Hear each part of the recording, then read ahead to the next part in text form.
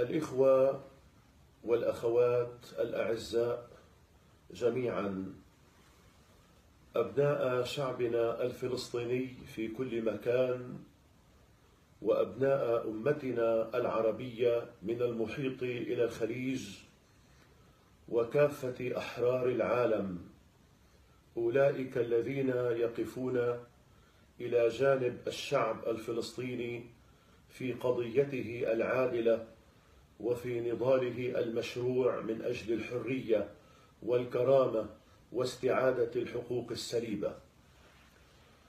أحييكم جميعا أيها الأحباء، وألتفت إليكم وإلى كل واحد منكم مطالبا في هذه المرحلة التي يخوض فيها أسرانا ومعتقلين إضرابهم عن الطعام، هنالك حاجة لكي نقف جميعا إلى جانبهم، وهم رموز الحرية والنضال من أجل فلسطين وقضيتها العادلة.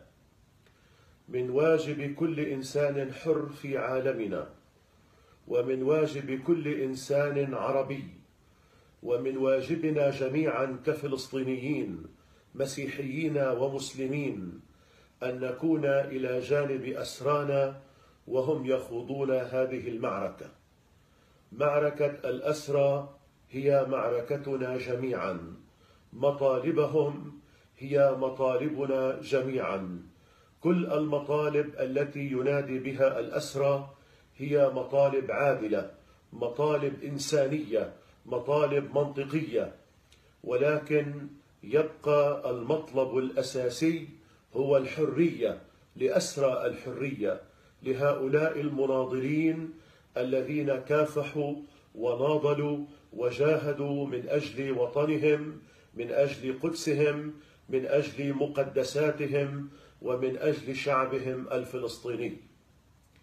أتمنى أن تصل كلمتي هذه إلى كل مكان. هذه المعركة هي معركتنا جميعا، وكل واحد منا يجب أن يكون له دور، يجب أن يكون له موقف، يجب أن يكون له حضور في الاعتصامات، في التظاهرات، في التضامن الفعلي مع هؤلاء الأسرى والمعتقلين المضربين عن الطعام الذين يخوضون هذه المعركة وهم خلف القضبان. ألتفت إلى شعبنا الفلسطيني مناشدا ومطالبا بأن نضع جانبا الانقسامات والخلافات الموجودة والتي نعرفها جميعا، وأن نتوحد كأبناء للشعب الفلسطيني بكافة طوائفنا وأطيافنا السياسية من أجل أن نكون إلى جانب أسرانا ومعتقلينا الذين يتوقعون منا أن نكون معهم، أن نكون معهم قلبا وقالبا وبالفعل وبالموقف وبالرسالة والعمل والحضور الدائم إلى جانبهم وإلى جانب قضيتهم العادلة.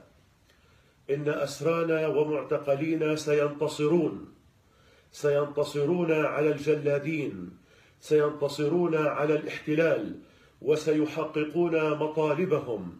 وما هو مطلوب منا في هذه المرحلة أن نكون إلى جانبهم موحدين في دفاعنا عن قضيتهم العادلة. أسرانا هم أبطالنا، أسرانا هم رموز الحرية والكرامة، أسرانا